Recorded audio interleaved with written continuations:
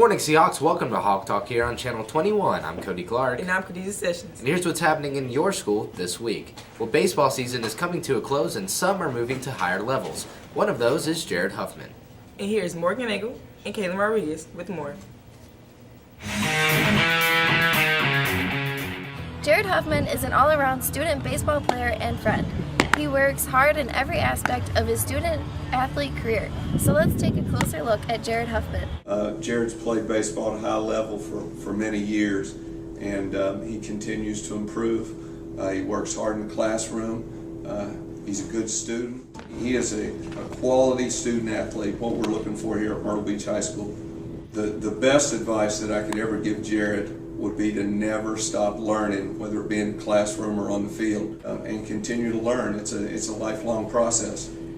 Jared shows his leadership on the field, helping his fellow teammates in different situations, teaching younger players how to play the game and how to work hard in practice. And he has done a very good job here as a leader. Every day, Jared continues to stay at the top of his game. He always knows where to draw the line to be able to accomplish schoolwork, exceed in baseball, and maintain a good relationship with his friends. If Jared continues to do his very best, there's no doubt he will go far in life.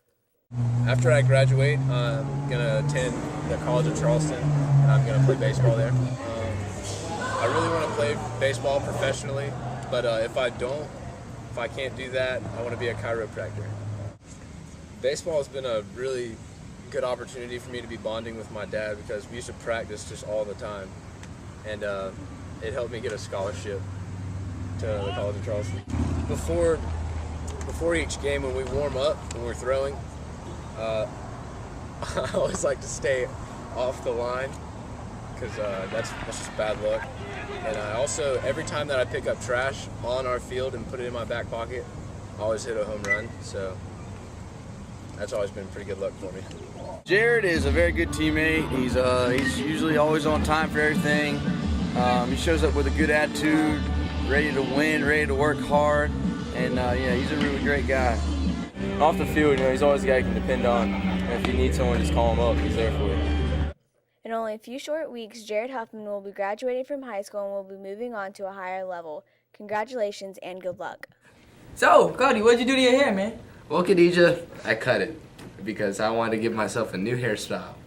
Speaking of which, here's Dylan Harris with more.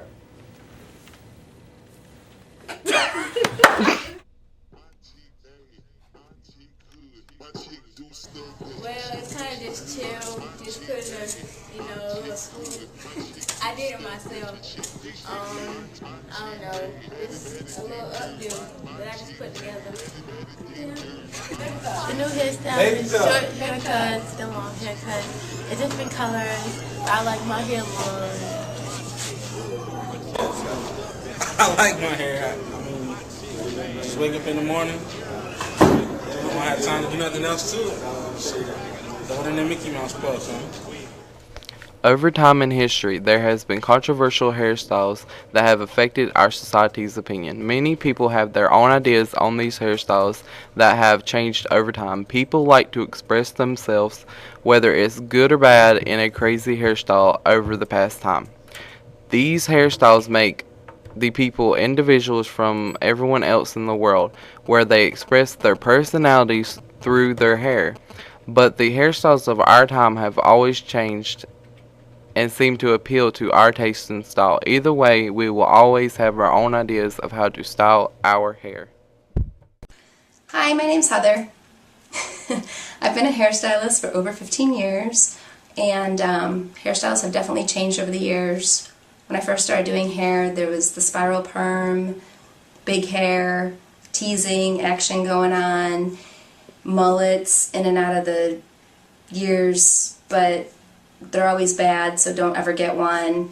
But yeah, there's, different things like the whole mohawk was in for a while where you actually shaved your head and stuff stood up, and now there's the faux hawk where it's kind of like just shorter on the sides and messy, and there was the George Clooney, which was in for a while, and Dorothy Hamill when I was really young, okay, not that young.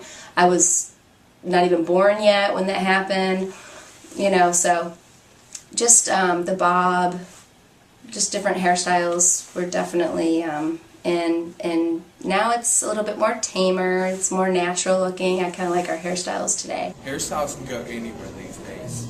It is your decision how to rock your own style that matches your personality. We all know about the senior superlatives such as best smile, best dress, biggest flirt. But seniors can also be nominated for the title of Meritorious Senior by faculty and staff. Here's Terry Mosky with more. Out of the entire senior class, only 28 students were nominated as a meritorious senior.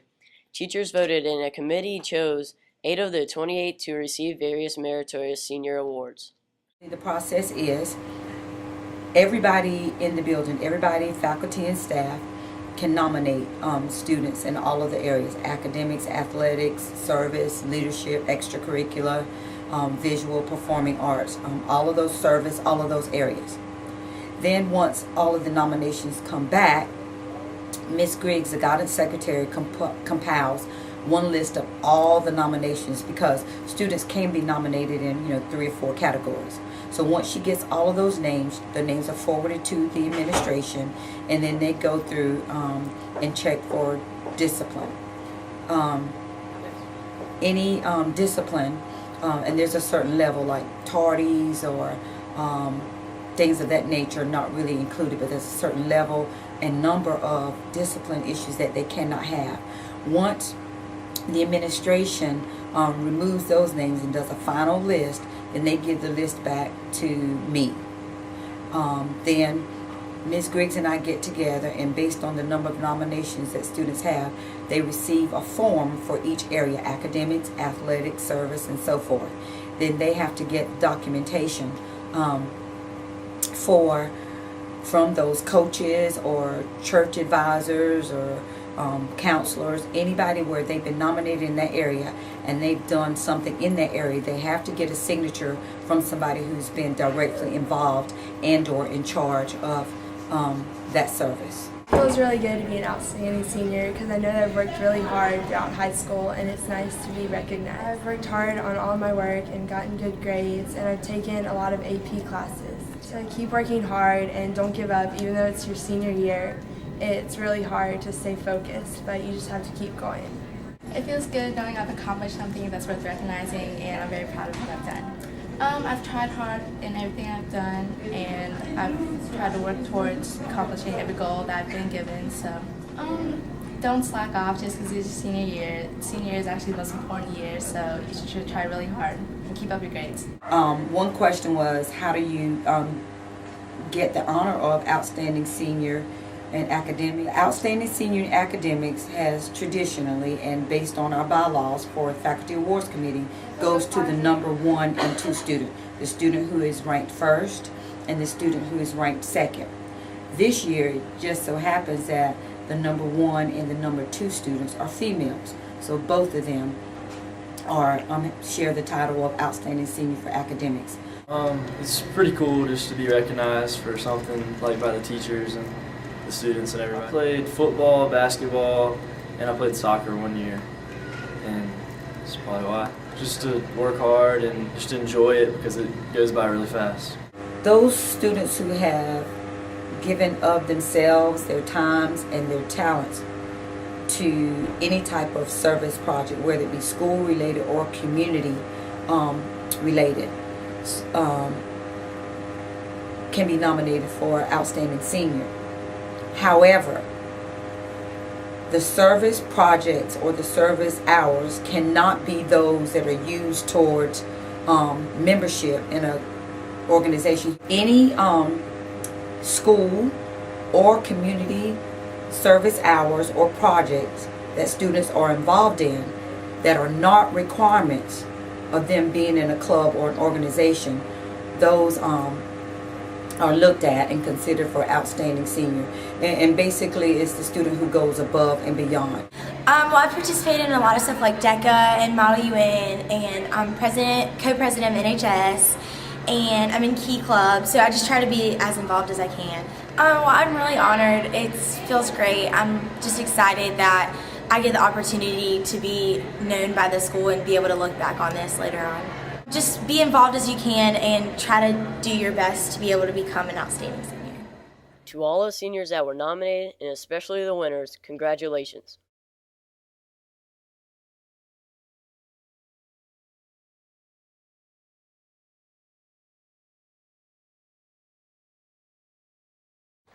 Well, earlier this semester, Ashley Treadway took on a special assignment for a YouTube documentary project, taking a look into the life of a local leader. She chose our ESOL teacher, Miss Rouse. Let's take a look. Meet Peggy Riles, an ESL teacher at Myrtle Beach High School. Her main purpose is to teach teenage immigrants the material they need to know in order for them to graduate high school. But this is not the only task she accomplishes. She also makes sure those students have food to eat, a bed to sleep in, and a source of transportation to get them where they need to be. Her duty is to make sure they pass the HAP test, but her goal is to inspire them to have productive, fulfilled lives as a result from education. When I moved to America, it was hard for me to learn English. I couldn't communicate with people. I couldn't say anything, and that made students laugh at me. You need somebody on your side, somebody to help make sense out of all of this language, culture, homesickness, shock that students endure if they're immigrants. There's no way around it. You are homesick, you are confused, you are sometimes terrified, and you need somebody on your side, and that's what an ESL teacher does. When I came to the school, Miss Riles taught me everything I needed to know. She's a kind lady that will do anything for us. I really want to thank her for everything she has done for me. Thank you, Miss Riles. I love you. Votes. Decides. Level. Credit. Dedicated. Enthusiasm. Prone. Self-esteem.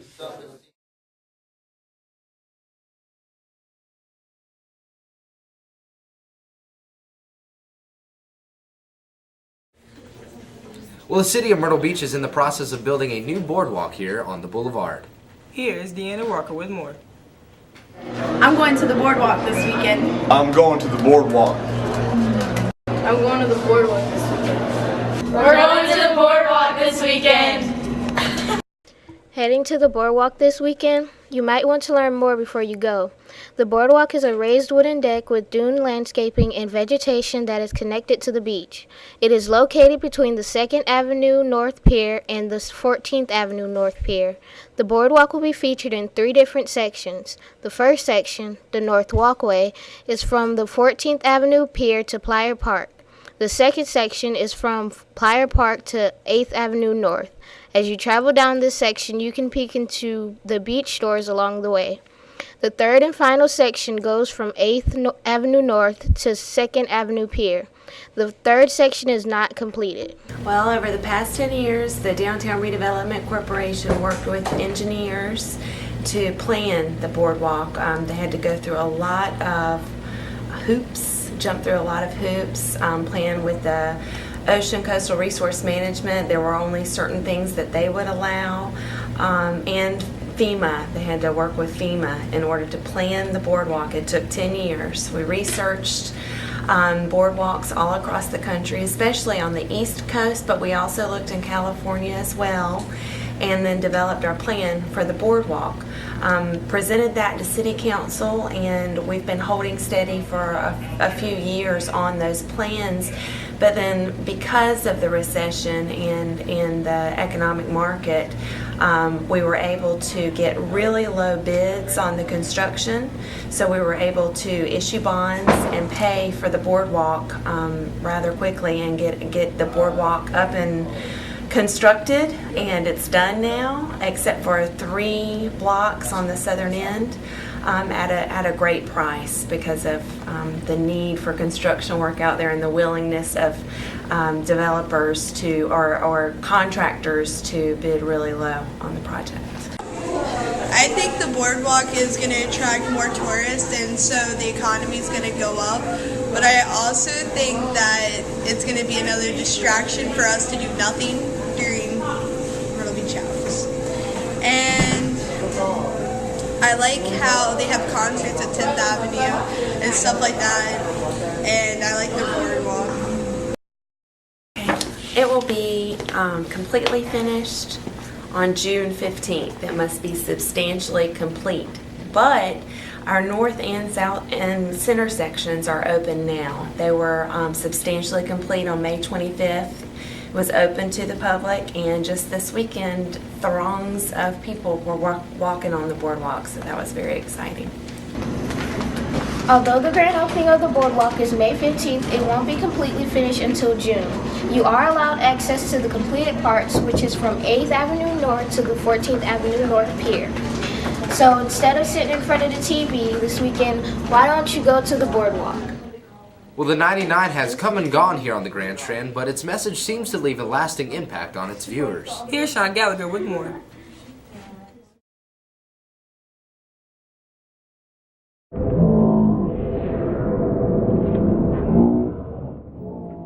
Everyone's wondering what the 99 really is. The saying, the 99, is based on a statistic in which 99 young people from the ages of 10 through 25 who die every day. Within this statistic, 31 die from drinking and driving, 16 die from domestic violence, 12 commit suicide, and the remaining 40 die from drug use, accidents, diseases, and natural causes.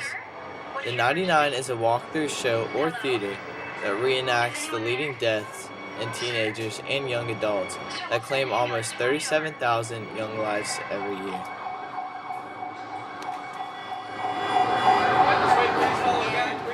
I really liked it because it just made me realize a lot that you can die from a lot of things, and if you just make the wrong mistake, it can lead to bad consequences.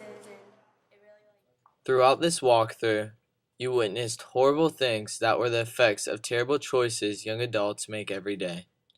You will see a drinking and driving accident to even an actual suicide. Hi, my name is Patrick Evans and I work for the 99. The 99 stands for a statistic that 99 youth and young adults die every day from leading causes of death, and that's what we portray in this tent behind me. And you saw some of the scenes. We show anything from a car wreck scene to a crack house, and what we show is the end result of poor choices so that hopefully people won't make them and end their lives early. It gives kids a chance to see what really happens in the world. Like when you go to hardcore drugs and things, it like shows people, it might change some kids' perspective of doing like crack cocaine or whatever it is they're doing or drinking. Alright, well I haven't been to the 99, but I've heard about it, and from what I've heard it sounds pretty entertaining, pretty educational, and I may think about going. Just seeing young people and young adults making poor decisions in life, really, when I heard about this production, I realized, man, I want to be a part of hopefully helping people make a difference, because when they walk through this production, you know, they see, they relate to a car accident, or they relate to a crack house, they relate to the things inside, and it really causes them to think, because many times people don't make decisions to change their life until it's too late and they've already That really opens your eyes and like makes you realize how life-threatening all these things are, and like. And the part that everyone usually go because of the drugs and alcohol and other things that it can change someone's life. I've witnessed 2 deaths of my best friends because of things that have happened. I will never touch another drug in my life because of my 2 best friends that have passed because of this. This experience is known to be 1 in a million chances you can have to actually feel as if you're experiencing the event. This event was a mere $2 to get in, and hopefully you took advantage of this opportunity.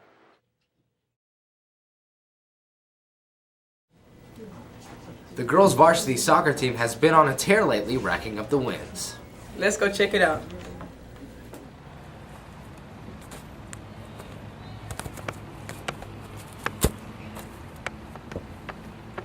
Whew.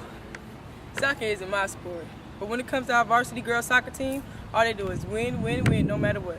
So let's go take a look at what they're about.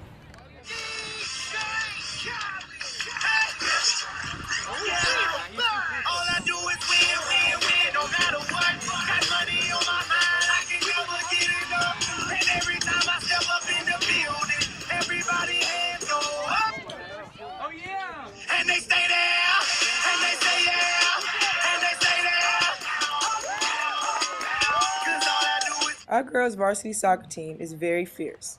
They're young, but very talented.